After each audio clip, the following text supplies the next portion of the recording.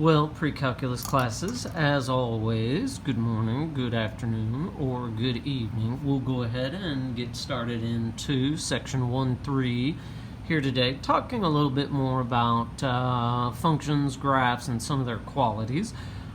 Today, in this section, one of the things we're going to introduce are what we call the increasing and decreasing intervals of a function, and certainly some of them can even have a constant interval.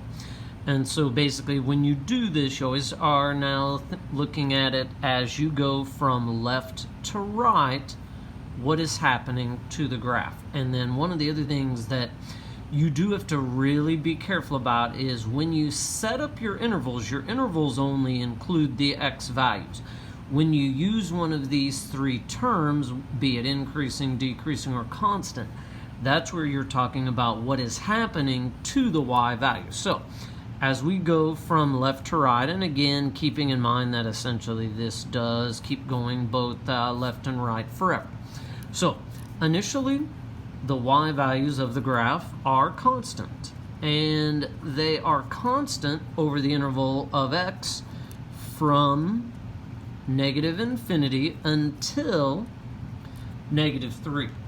I use a parenthesis at this point because at this point I view it as this is a turning point on the graph, and so this point, if you want to say it's constant, okay. If you want to say then it starts decreasing, that's fine.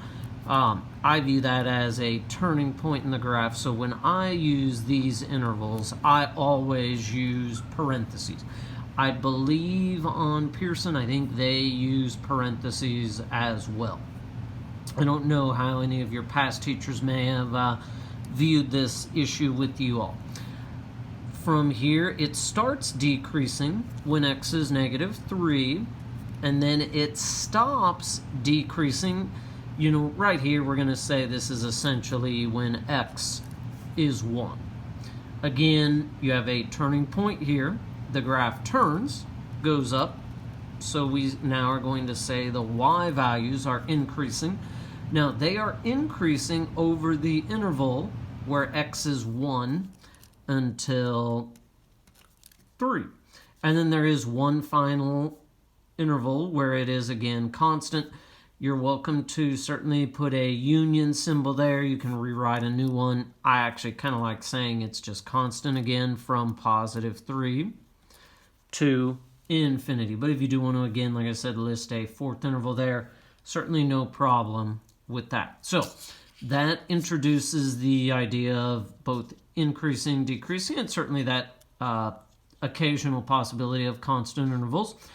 Again, this just comes from an example out of the book on page 165. That's what that reference there is noting. For this next one that we look at, we are going to use a graphing calculator sum. There is a link to a graphing calculator app for your Chromebooks that I have included as well if you need one of those. But we'll talk also about what are viewed as either relative maximums and or minimums of a graph. So the relative maximum and minimum. So what we're going to do is enter f of x equals 6x to the third minus 12x plus 5 into your graphing calculator. To do that, go to the y equals. I would clear anything that's out or in there or out. 6x to the third minus 12x plus 5.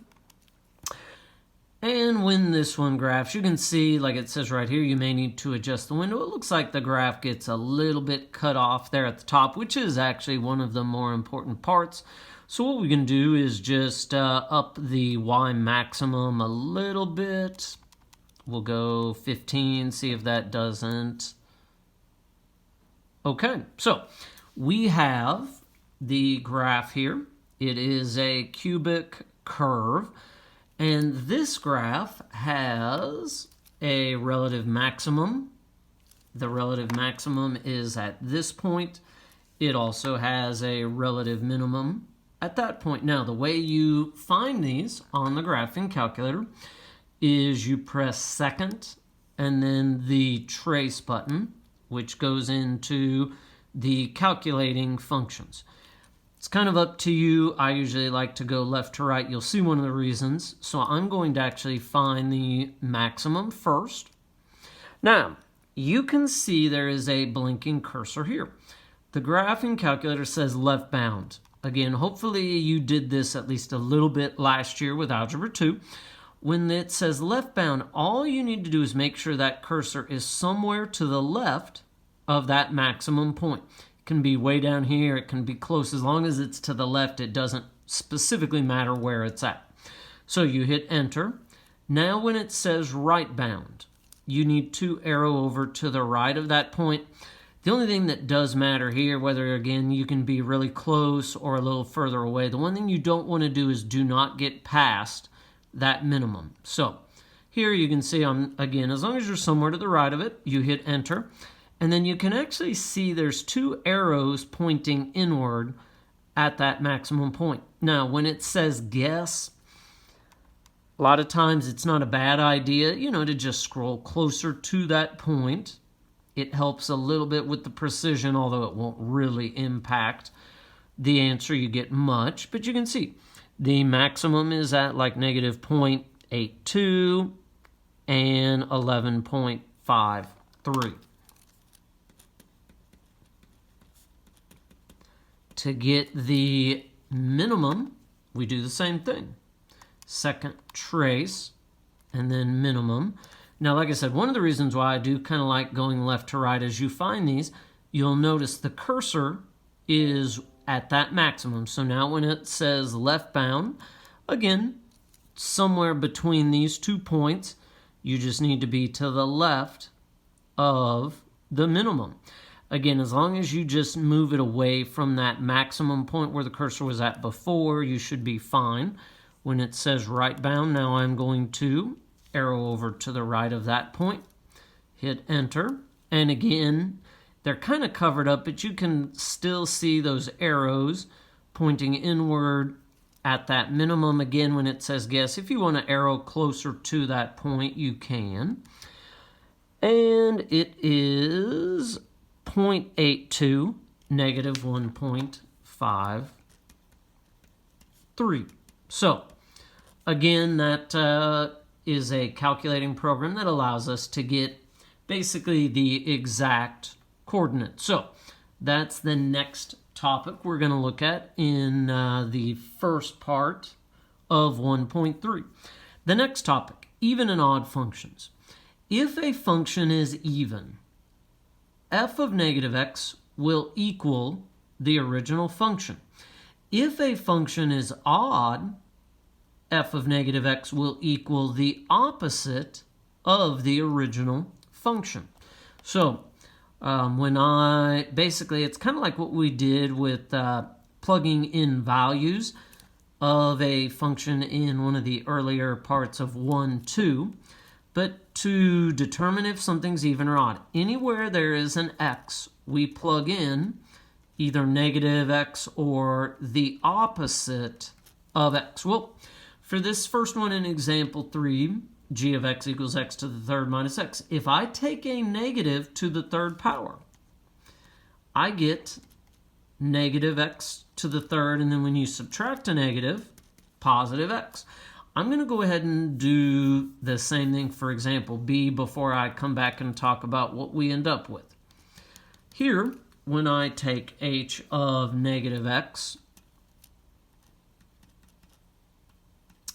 if you take a negative and square it, you get a positive value. So, if you look at this one, comparing to the original function, x cubed, negative x, positive x. This one is the opposite of the original function, so this one is odd. This one, same and same, is an even function. Now, sometimes the thought process is, that's an odd power, automatically odd, even power, automatically even. That's not always the case. If we were to do this up here, for example, 2, you would actually get that it's neither odd or even. It is possible that a function won't be one or the other. And we'll actually talk here in a couple of moments as well about what these algebraic tests mean in terms of a graph. So if a function is even, it's going to have symmetry with respect to the y-axis. Odd functions have symmetry with respect to the origin. So for an even function, if we come down here and look, example C is even. This is an absolute value function. It is just a reflection over the y-axis. Now, as far as an odd function, meaning it has symmetry with respect to the origin, that means can you rotate it 180 degrees and will it map onto itself? Well, if we turn this 180 degrees, this portion does rotate down to that. This portion would rotate up to this. So this one is odd. This one is also an odd function if you rotate it 180 degrees. And then same thing with example D. If we rotate this one 180 degrees, it is odd as well. You know, we have the function still on our graphing calculator. If we look at it, you can see this one. Well, it's definitely not symmetric to the y-axis.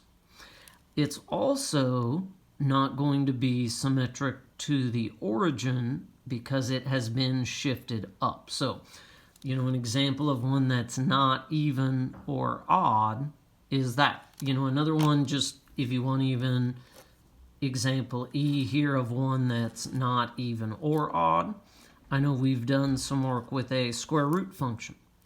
You know, this one does not have any symmetry.